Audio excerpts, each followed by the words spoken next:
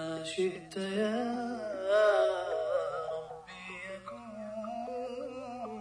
أنت المهيمن والمعين أنت المعين ما شئت يا ربي يكون أنت المهيمن والمعين أنت المعين ما شئت يا ربي يكون أنت المهيمن والمعين أنت المعين. Voilà quelques hadiths qui démontrent la noblesse de comportement de la meilleure des créatures d'Allah Azza wa Jal. Ceci nous permet aussi de découvrir des traits de caractère exemplaires qui ne peuvent que réveiller l'amour du croyant pour son prophète bien-aimé. Commençons par ce geste de bonté. Le prophète salam avait l'habitude de lire dans la prière de l'aube entre 60 et 100 versets. Un jour, alors qu'il s'apprêtait à commencer la prière, il a entendu les pleurs d'un enfant. Par pitié pour la mère et son enfant, il allégea l'office de la prière en lisant moins de versets que d'habitude. Anas ibn Malik dit « J'ai servi le prophète d'Allah pendant 10 ans. Il ne m'a guère dit une seule fois « fi », c'est-à-dire « ouf », ni m'a dit d'une chose que je fis « pourquoi l'as-tu faite ?» ni d'une chose que je délaissais « pourquoi l'as-tu les délaissée ?» Le prophète était de ceux qui avaient le meilleur caractère. Je ne guère touché de bourrette, c'est-à-dire de la soie qui enveloppe le coton, ni de soie, ni autre chose plus douce que la main du messager d'Allah. Je n'ai guère senti de musc, ni d'autres parfums plus agréables que la sueur du prophète. Hadith rapporté par Muslim. Khadija bin Zayd a dit « Il était souriant, silencieux, et ne parlait pas sans nécessité. Il se détournait de ceux dont le parler était grossier ou impoli. Il était le plus humble des gens, dépourvu de toute arrogance, interdisant aux gens de se lever pour lui. Il s'asseyait avec les pauvres, acceptait l'invitation des esclaves, et se mêlait à ses compagnons. » Hadith rapporté par Al-Qadi Iyad dans son fameux livre Al-Shifa. Au temps du prophète, les opprimés parmi les musulmans lui ont demandé de maudire les polythéistes et les égarés. Il répondit alors « Je n'ai pas été envoyé pour maudire, mais comme miséricorde. » Hadith rapporté par Muslim.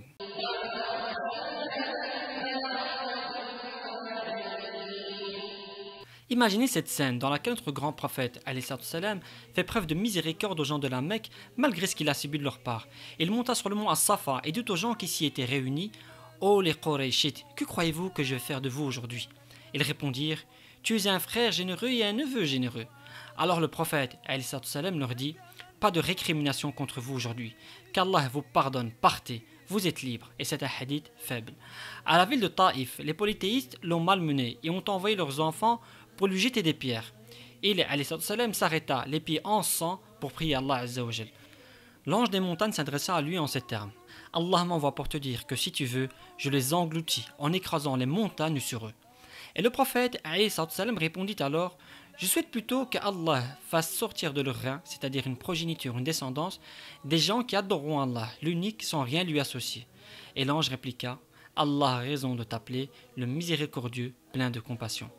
Quant au profond respect qui lui est dû, c'est Ura ibn Mas'ud al-Thaqafi, encore polythéiste à l'époque, qui nous en informe à travers ce hadith.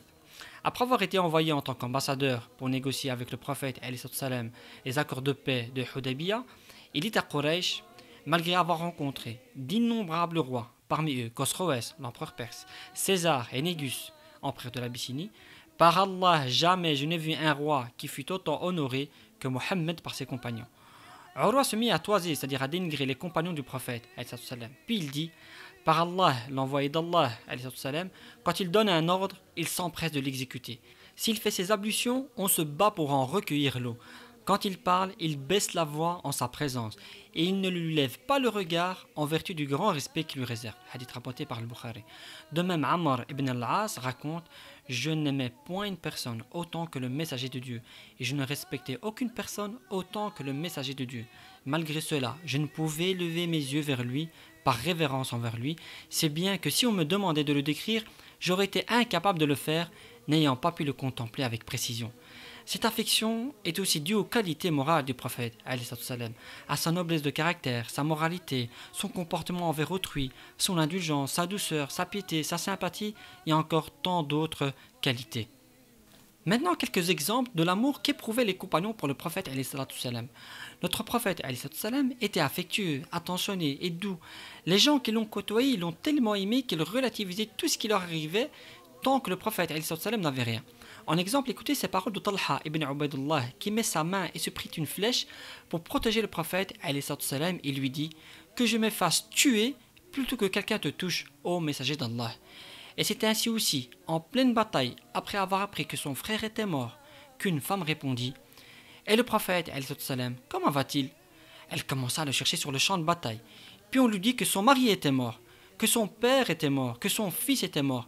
Mais rien ne la perturba et elle continua à chercher le prophète et à demander après lui avec inquiétude jusqu'à ce qu'elle le trouve et lui dit « Toute calamité après toi, c'est-à-dire une calamité qui ne te touche pas, n'est qu'une mince épreuve, ô messager d'Allah. » Lorsque Zayd ibn ad-Dathina fut emprisonné à la Mecque, Abu Sufyan, qui n'avait pas encore embrassé l'islam à cette époque, lui proposa avant de l'exécuter ceci. « Zayd, dis-moi sincèrement, aimerais-tu rejoindre ta famille et mettre à ta place Mohammed pour qu'on lui tranche la tête ?» Il répondit « Je jure par Allah, je n'aimerais pas qu'à cet instant précis, une épine pique Mohammed à l'endroit où il se trouve alors que je suis parmi ma famille. » Abu Sufyan dit « Je n'ai point vu de personne autant glorifiée par des gens que la glorification faite à Mohammed par ses compagnons. » Juste avant sa mort, la femme de Bilal disait « Quel malheur !» Mais Bilal rétorqua « Plutôt quel bonheur! Demain je retrouverai ceux que j'aime, Mohammed et ses alliés. » Ce fut aussi la parole d'Abu Moussa al-Ash'ari lorsqu'il se dirigea vers Médine. Asb ibn Muhammad al-Amri rapporte d'après son père, qui raconte « Je n'ai point entendu Omar mentionner Mohammed sans qu'il pleurât. » Ceci s'explique par le grand amour qu'il éprouvait pour le prophète. Donc, chers frères et sœurs, méditez sur cet amour. Et si on ne peut atteindre le degré de foi de ses compagnons, essayons tout de même de leur ressembler. Quels sont les signes maintenant révélateurs de l'amour pour le prophète? Premièrement, premier signe, lui obéir, croire en ce qu'il a dit et suivre son exemple. Car le prophète a dit « Toute ma communauté rentrera au paradis ». On lui dit alors « Ô messager de Dieu, qui donc ne voudrait pas rentrer au paradis ?» Il répondit « Celui qui m'obéit rentrera au paradis, et celui qui me désobéit ne veut donc pas y entrer. » Hadith rapporté par Al-Bukhari. Deuxième signe, transmettre et propager sa sunna. Le prophète a dit que celui qui a témoigné d'une science la transmette à celui qui est absent. Hadith rapporté par Al-Bukhari. Et il a dit également, transmettez de ma part ne serait-ce qu'un verset. Hadith rapporté par Al-Bukhari. Et il ne faut rien rajouter dans ce qu'il a transmis, car toute nouveauté dans la religion est une innovation. L'imam Malik disait, le succès des dernières générations ne s'obtiendra qu'avec ce qui a fait le succès de la première génération de cette communauté. Et il disait, celui qui innove dans l'islam en considérant son innovation comme bonne, aura prétendu que Mohammed a trahi le message, car Allah dit, aujourd'hui j'ai parachevé pour vous votre religion. Sourate 5, verset 3. Et il clôtura avec cette phrase, ce qui ne faisait pas partie de la religion à cette époque-là, n'en fait pas non plus partie aujourd'hui.